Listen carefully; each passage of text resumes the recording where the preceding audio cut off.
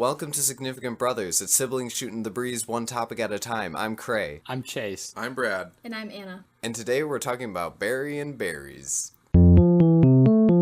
So when I say we're talking about burying berries, I mean we're talking about the homonym of berries. So basically anything that sounds like the word berry but can have different definitions. So berry like a name, berry like a fruit. Dingleberries. Yep. Someone could have done that. I don't know if anyone did. Schnozberries? Schnozberries. Yes. There's our Willy Wonka reference. For the listeners who live under a rock. I'm trying to think of a berry and I can't. Barry DJ. That was that one thing in backyard basketball where you type in the name Barry DJ and you'd get a really good basketball player with all the stats all the way up. Except one time when we were playing, we spelled Barry wrong. We spelled it Berry DJ, and we got just a really bad basketball player instead of the actual Barry DJ who could dunk from half court. So was he kind of like the Pablo of backyard basketball? Better. Pablo is a really good... Oh, he's better than Pablo in backyard Yes. baseball. Okay. Yes. Well, Anna, you said you can't think of another berry, so let me tell you about another berry. I chose berry Manilow. You would. Sometimes I think in college you have to make yourself really knowledgeable about certain things that you previously knew nothing about, at least enough to convince your audience, your professor, that you know stuff about it and you can convince them. So that's kind of my situation with Barry Manilow right now. Before yesterday, I don't think I'd really ever listened to a song by Barry Manilow. And now I feel like I have all these newfound interesting facts about this friend I never had. But I also feel like Chase is probably the one person here who's listened to Barry Manilow. I don't know why. I just feel like Chase has. Thank you so much for assuming I have. I know nothing about Barry Manilow. What I do know about Barry Manilow is that Bender accused the principal in Breakfast Club of raiding Barry Manilow's wardrobe. That's true. That's true. And after listening to Barry Manilow all day yesterday and today, I think I recognize one of the songs. So he's pretty famous. So I'm just going to hit you guys with some like overall facts about him, some of his early career, some fun facts. And then at the end, we're going to play a little game. Are you guys ready? I'm ready. Absolutely. So ready. Yeah, so basically, Barry Manilow's real famous. I'm learning so much. Wow. That's what I got from his Wikipedia page. He's best known for his songs Mandy, which apparently was originally going to be called Brandy. Not after his love for Brandy. It was just going to be a different name. Copacabana and Can't Smile Without You. He sold more than 80 million records and presumably has more than 80 million. It has become so apparent after doing this for like less than 5 minutes that the really odd topic of Barry was just an excuse so Craig could do something on Barry Manilow. I really just wanted to know more about him. I was going to say he has more than 80 million Fanilows. Worst. Oh my god. Apparently that's what the followers are called. They're called Fanilows. Oh, really? Yeah, it's like believers. Or parrot heads. Oh, yeah. Oh, is that a name for the... Oh, wait. Or is Yeah. that a different band? For Jimmy Buffett. Oh. So, he's had a lot of top 40 hits. I think 12 of them hit number 1. And he's so cool that Bob Dylan actually stopped him at a party in the 1980s. And he said... Are you gonna do an impression? Don't stop what you're doing.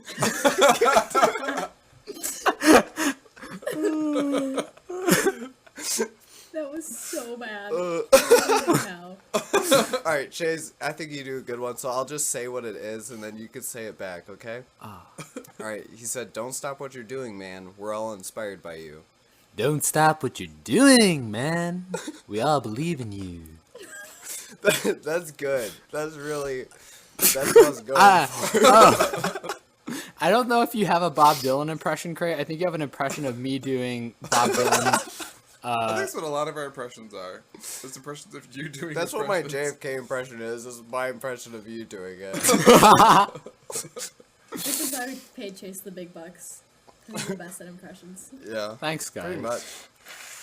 No problem. So his original name was actually Barry Allen Pincus. But you can't make Fanilow out of that. That's for sure. But he changed his name to Manilow during his bar mitzvah. During? So that day, well, I guess like as a result, I don't know. So that day he became both a man and a Manilow. You're the worst. That's great. He later went on to. These facts are going to be very just like they're linear. You know, they're linear. They have a direction, but you know it's pretty scattered. You're like, what happened between his bar mitzvah and him studying music at Juilliard? I don't know. He probably wrote a song. So he studied at the New York College of Music, and then he went to Juilliard. He eventually went to go compose an original score for an off-Broadway play called The Drunkard. I bet it was good. I would watch it. Did you? He did the score for it. Yeah, someone wanted him to like make a song in it, and then he just wrote like an entire original score, and then I guess they used it. Oh. Oh wow! Talk Yeah. about You know above when you and just beyond. want to write a song and you write a score. He then had a pretty, I should say, really successful career in commercial jingles. He wrote the State Farm, Like a Good Neighbor, you know, State Farm is there. He wrote the music, not the words, but the music for the Band-Aid commercial. I'm stuck on Band-Aid because Band-Aid's stuck on me. You know that one? Classic. I hate that. I didn't. You know, I've never heard that before. What? Like, how's it? I'm stuck on Band-Aids because Band-Aid's stuck on me. Oh, Yeah. yeah, that. Oh, yeah, I have heard Yeah. that. I'm wearing a Band-Aid. Oh, I didn't. Did he do? Did he do Hot Pockets? Hot Pocket. He did not do Hot Pockets. Frank Sinatra actually did Hot Pockets. Is that true? What? No, it's not true. He also did some for KFC, Dr. Pepper, and McDonald's. I guess they had an old campaign called "You Deserve a Break." He actually won because of he won 2 Clio Awards for his jingles. And Clio Awards are basically the Grammys of the advertising world, is from what I could gather. My So- lifelong dream. Yeah, exactly. He went on to later actually win a Grammy, which is great. But one of them was for the Band-Aid. And he recently came out as gay. So he was apparently married since 2014 when California legalized it. But like, I don't know, a few weeks ago, just was like, hey, I'm married and I'm gay. Really? Yeah, and I guess he waited such a long time. I guess like a really long time, because like he's been doing his music thing for like 50 years. It's because he has a lot of his Fanilows are female, so you know they're kind of upset. Wait, so he's been married to a man for like 3 years and no one knew? Apparently, I guess it broke headlines in 2015, but now he's coming out about his sexual orientation. But you know, one may presume already from 2015 I feel like that. the tabloids revealing that he was married did a lot of the legwork for him coming out of the closet. It was more like the Yeah. closet was destroyed around him. Yeah, I don't know. So good for him. And apparently the female Fanilows were they're very supportive. Maybe it was he man eloped, and that's why I nobody like knew that about it. one. That's a good one. Man eloped. So those are most of the fun facts I got for Barry, good old Barry Manilow. And now we're gonna do the lyric game. You guys are gonna finish some of his famous lyrics. All right, who's I ready? don't know How do of we them. buzz in? Start yelling. You have to say Barry. No, you have to say Barry. So this is from his song Bermuda Triangle. From his album Barry. She says Hawaii's too expensive. I say Barbados isn't bad. She said I'd love to see Bermuda. And I say, woman, are you? Barry. Barry. What? Mad. Barry. Mad. Yup, Brad got it. Gosh darn it. All right, 1 point for Brad. There's 4 total. Number 2, this is from his Grammy award-winning song Copacabana. Her name was Lola. She was a blank. Barry. Yes. Transvestite. Barry. Nope. Yes. Lona. No. It doesn't rhyme with Barry. Lola. Do Yes, people Anna? get my... Oh, it's Oh, wait. Coca-Cola. No. Anna, what were you going to say? Granola. No, it doesn't rhyme with Lola. It's just what... Oh. I just thought, Oh. this is the one line I heard. I was like, oh, I've heard this song. I have no clue. It's Showgirl. She was a showgirl. Okay, maybe it wasn't as famous as I thought it was. No, it probably Guys, you is. won- No, just it don't know. probably is. Right. Mom and Dad are going to be so proud of us. Okay, do you guys get why I said transvestite? There's a song by the Kinks called Lola about a transvestite. No. Does it have a similar line at all, or were you just thinking about that song? I'm not dumb, but I can't understand why she walks like a woman but talks like a man. You know, something like that. I think he talks like a transvestite. Okay, number 3. So Brad still has 1 point. This is from his song Can't Smile Without You. You know I can't smile without you. I can't smile without you. I can't laugh and I can't sing. I'm finding it hard to do blank. Barry, Yes. anything? Yes. Ding, ding, Ugh. ding. Alright, this blank is in the middle, Uh-oh. so you have to wait to buzz in, like Jeopardy. This is from his most famous song on Spotify, Mandy. Well, you came and you gave without taking, but I sent you away, oh Mandy. And you kissed me and stopped me from blank, and I need you today, oh Mandy. Barry. Yes. Wait, can you... Talking. Talking? No. No, that's not it. Dang it. Everyone get one more guess and then I'll read it again. Oh shoot. You're not gonna read it again until we guess? No, please say No. it again. Barry. Yeah. Transvestite. No. Barry. Yeah. I honestly forgot Mandy. She stopped me from Mandy. Alright, one more time. Alright. Well, you came and you gave without taking, but I sent you away, oh Mandy. And you kissed me and stopped me from blank, and I need you today, oh Mandy. Barry. Barry. I got it. I think you guys, Brad. Barry. Crying. Nope. Chase. Breaking. Ooh. Nope. Close. Anna. Shaking. Yes. Oh, it's a 3-way tie. Oh man. What did we Oh, win? shoot. You should just give us some Smash Mouth lyrics. Wait, this can this can be the tiebreaker. This is I got rid of these lines initially from Bermuda Triangle, the first one. So these are the first 4 lines. Guess the last blank. We decide to get away and have some fun. Book a room and catch a flight for 2 weeks in the blank. Barry. Barry. Chase. Son.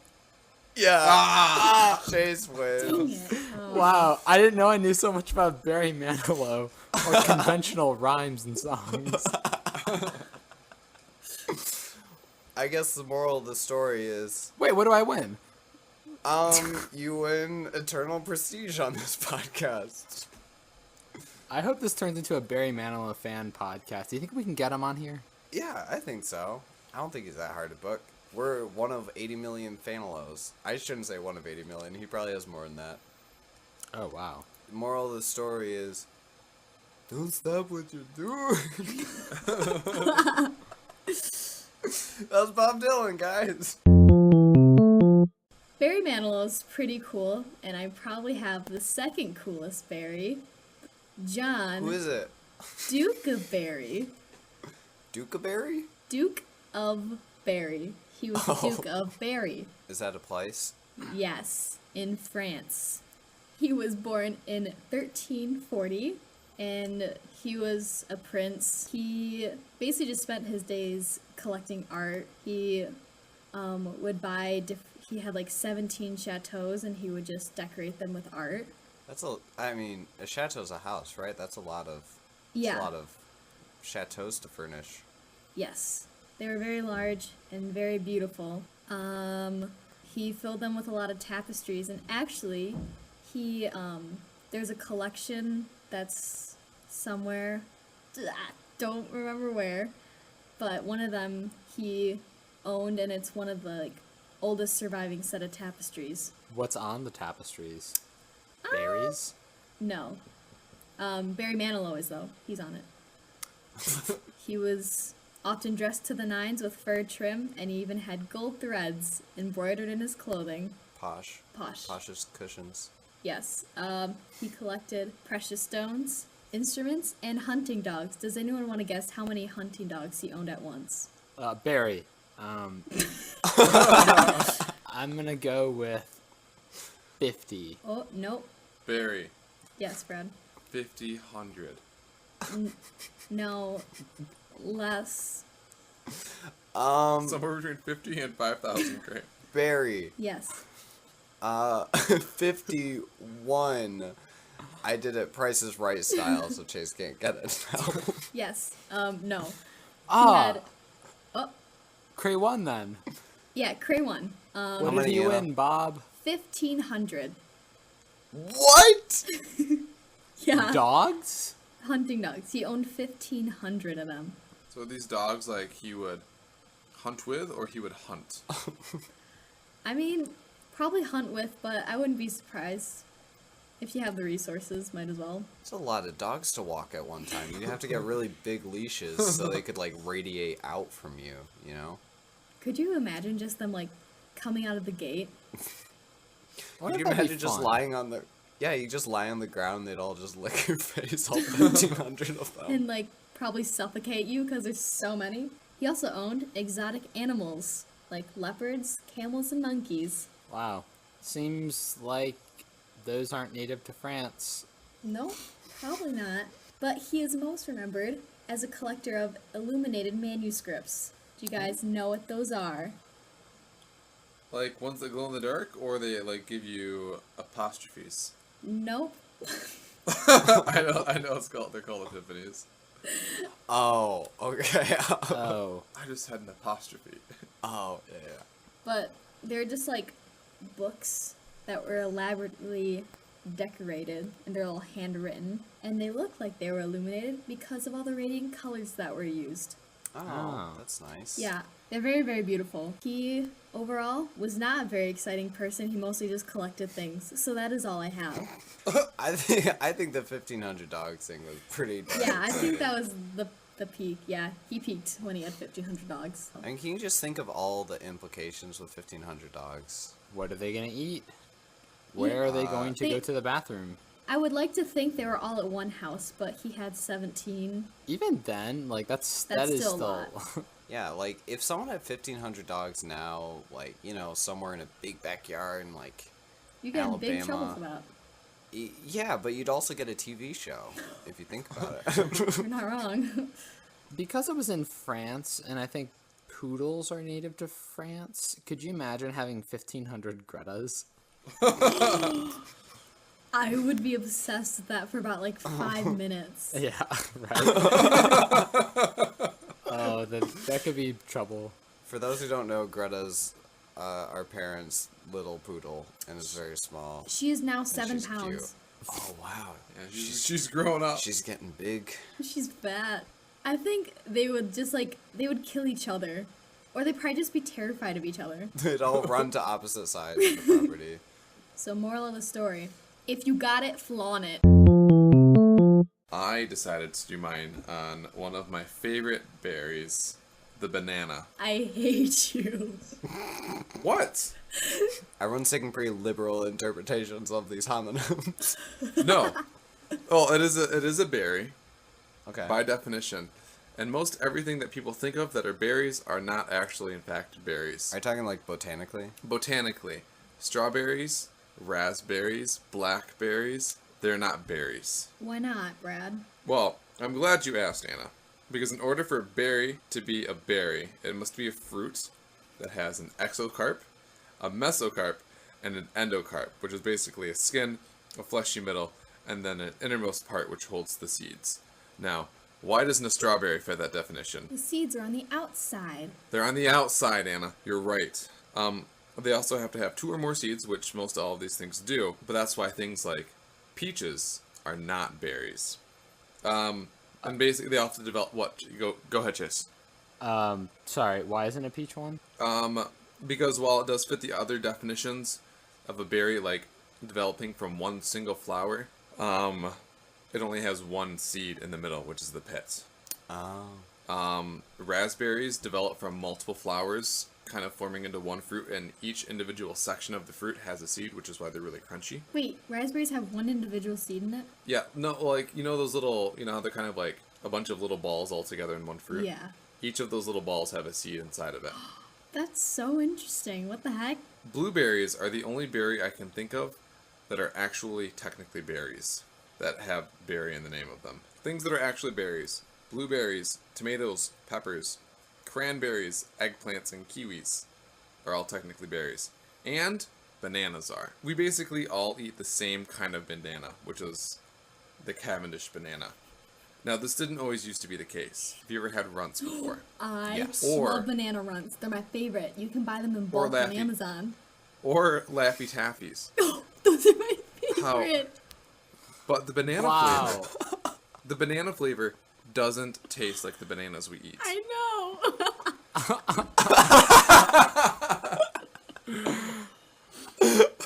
Isn't that infuriating, Anna? Guys, and I actually I hope you guys know that actually really frustrates me.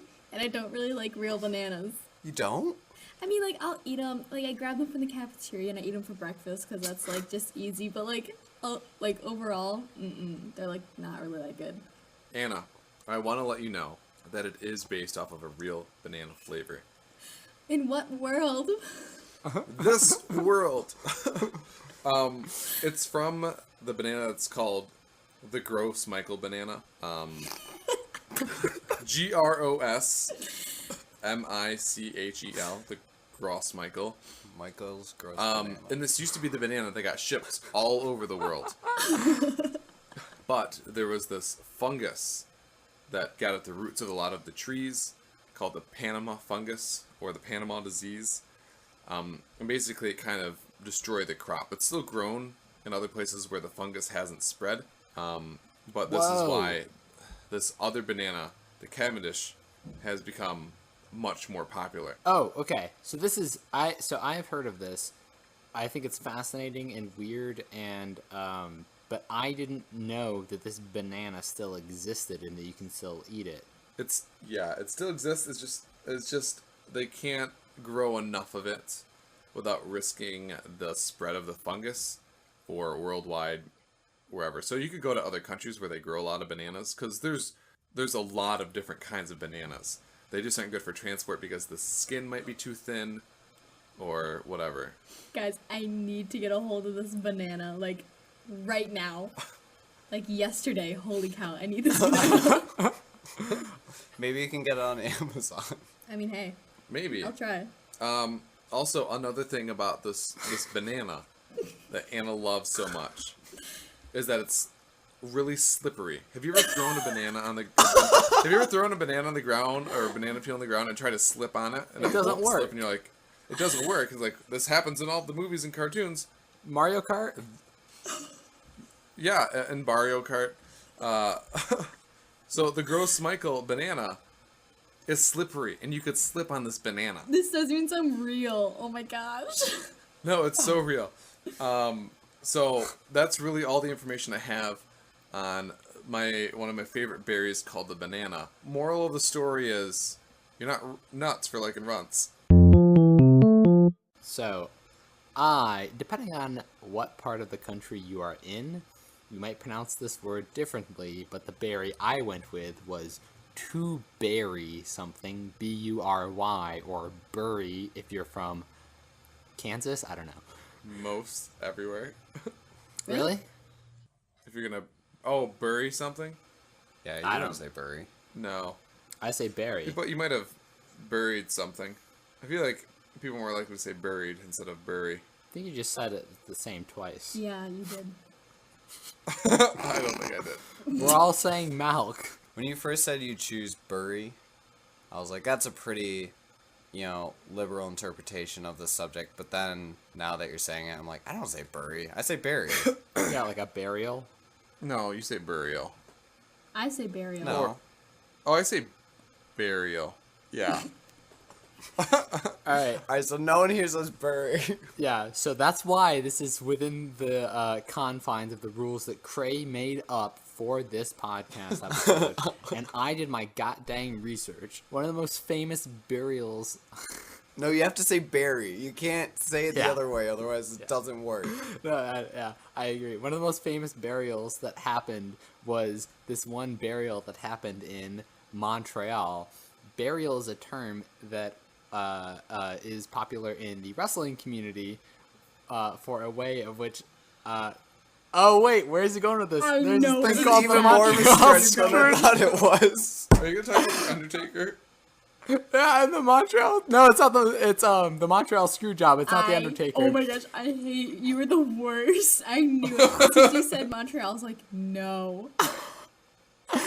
Would somebody like to explain why everybody's so upset right now? Because I don't even remember what the story is, but I've heard Chase tell this like 3 times. No, but you haven't. I never get to finish because everybody says it's such a dumb story.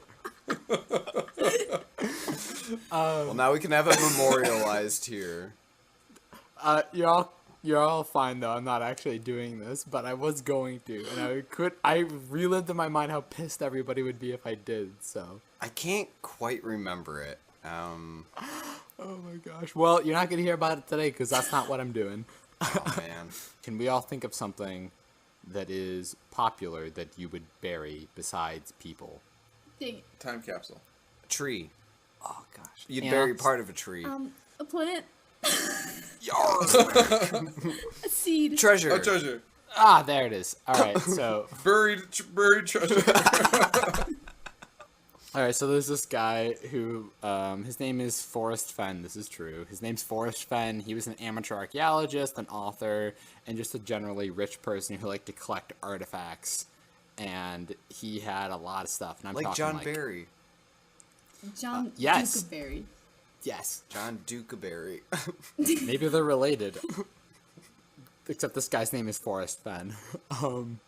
So he was just like a generally, oh gosh darn it. So he just had a lot of weird things. He had a peace pipe of, I can't remember the name of the Native American chief. He had a lot of stuff. And he, in 1988, was diagnosed with cancer. And he decided that what he wanted to do was take a ton of his treasure, ton of his archaeology, things he's found, artifacts, and he put them in a big chest, 10 by 10 by 6, 42 pounds of the finest treasures that he has, gold nuggets, Ming Dynasty jade sculptures. Chicken nuggets. Yes.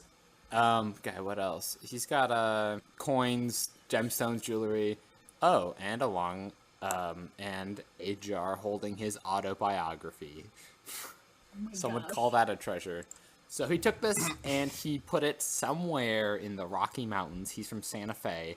We know that the treasure is north of Santa Fe. So he hid this in 2009 and 2010, somewhere there. And he published a book in 2010 that was called The Thrill of the Chase. It was his memoir. And in the very back page, there was a poem that was supposed to lead people to where the treasure is. And as of when this is recording, in 2017, the treasure has not been found. Some people have claimed to have found it, but there is no proof that it has been found. That's so cool. Yeah, so normally what people do is they go and say, oh yeah, here's his memoir, and they take it and they rip out the back page with the poem and they throw the rest away. All of the treasures in there, though, are worth around $2 million. Whoa. So this is somewhere in between Montana and New Mexico in the Rocky Mountains, which is like around a lot of like thousands of square miles. I forget the exact thing, but you can't cover it in one day, I'll tell you that. So there's a total of like 9 clues, and if you guys will, I'll read you some of the passages from the poem, and maybe we can all work together and find this by the time we're done recording this podcast. Yeah, let's do it. As I have gone alone in there, and with my treasure bold, I can keep my secret where, and hint of riches new and old. Begin it where warm waters halt, and take it in the canyon down, not far, but too far to walk, put in below the home of Brown. Barry. Yeah. Oh, there's a lot. Yeah. Go ahead. It's by a spring. That's where the warm water stops. You're on the right track. From there, it's Sweet. no place for the meek. The end is ever drawing nigh. There'll be no paddle up your creek, just heavy loads and water high. Gotta go down a river, I guess. I developed this hunt and a cancerous cyst. Enthusiasts of golf might need a caddy. I hoarded my wealth like a big fascist. And I might be a father, but don't call me daddy. Is that actually part of it? No, that was mine. Nothing.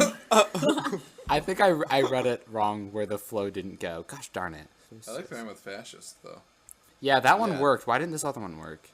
Is it because you made it up? And I might be a father, but do not call me daddy. Sure. Alright. Nothing could be more important. I pray your efforts do not fail. The landscape will not be scant. Go find my full chest of kale. It really says that in the end. No, I wrote that one. Oh, too. I was like, So we know that there's like a total of like 9 like chunks that are in the poem, and he said in an interview that 4 of the clues have been solved, and that out of the 9, 4 have been solved, and that people have been within 250 feet of the treasure, but no one has found the treasure. Oh, that would drive me up the wazoo if I was one of those people. Yeah. Yeah. No, I mean, like, and the thing is, it's like, you know, the people are looking everywhere. Like, people were looking in New Mexico, and, like, people are pretty sure it's in Wyoming. And so, like, it could be in Colorado, some people say. Like, there's a lot of different theories, and a lot of people are going a long ways, risking their lives. Like, recently, even last year, this one guy was missing for 6 months, and then they found him dead because he went up there in the middle of the winter to go find it. Oh, shoot. Yeah, so it's just like the poem is so vague with clues, like where warm waters halt. Like there's this highway there's this highway 212 that 212 is the temperature at which water boils in Fahrenheit, and it runs up to Icebox Canyon.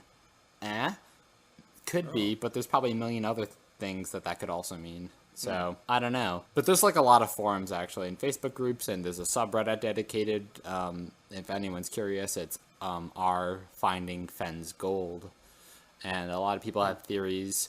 And I think working together with people is a good idea, but I don't know about sharing all of your tactics on the internet. Like, if you're all sharing your clues that you came up with, no. Yeah, this seems like something I would really, really like to do, but I know that people who are much more dedicated to me still haven't found it. My chances of finding it are like, nah. We've talked about the sibling trip out west. This could be it. Or we all just go look for buried treasure. I think it'd be worth it because even if we don't find buried treasure, we'd find ourselves. Ooh. I've been meaning to do that. Find yourself. Find yourself?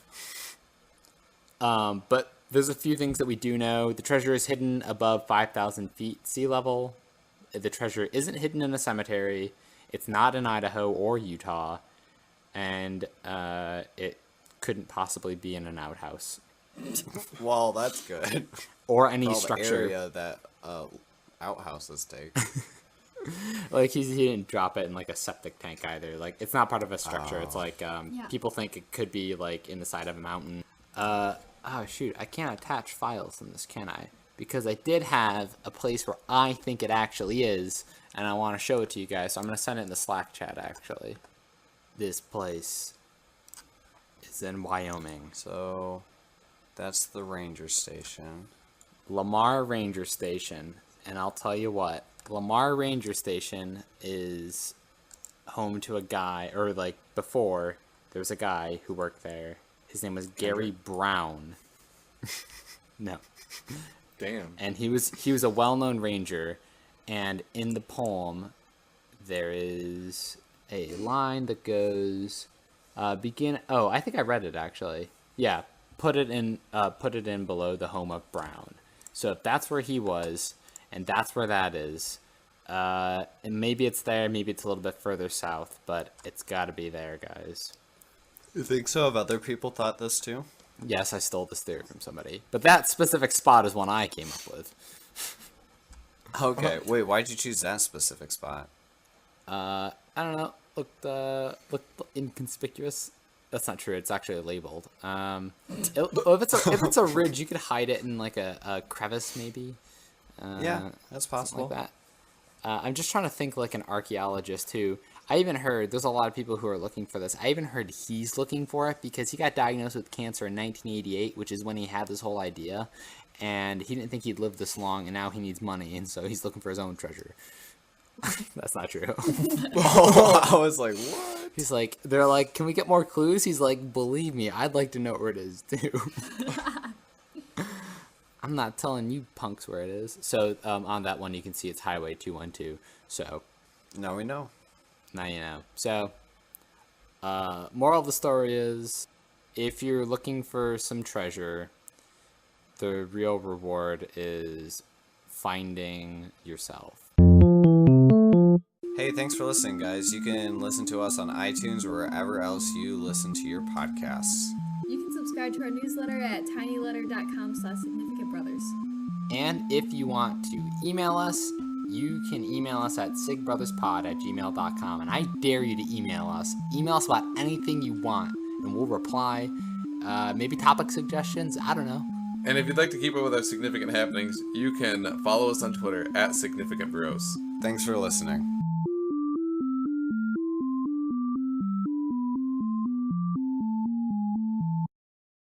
I said that to my roommate, who was 30. Who says And that, he, by like- the way? A lot of people's like, hey, but you can't eat that banana not seductively. And they're like, oh. What you do is you grab it from, like, on both sides. You just bite into them and go, and you just tear it apart.